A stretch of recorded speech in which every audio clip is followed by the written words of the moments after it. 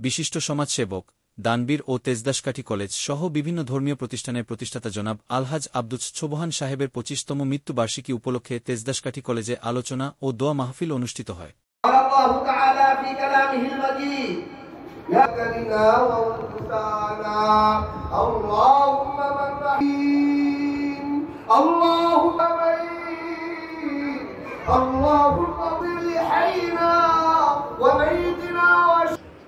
কিন্তু তারপরও সবাই দানবীর হিসেবে, ব্যবসায়ী হিসেবে, একজন সমাজসেবক হিসেবে, একজন চেয়ারম্যান হিসেবে দেখছেন, আমি দেখছি একটা হিসাবে। তারাও এসেছে।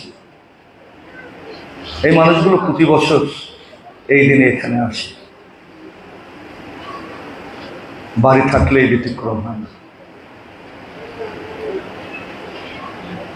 সভাপতির বক্তব্য অথবা ওই পরিবারের একজন সদস্য হিসেবে খুব বেশি বলার মতো মানসিক অবস্থা থাকার কথা নয়।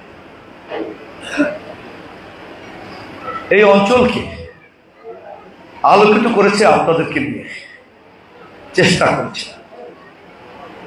ওই যে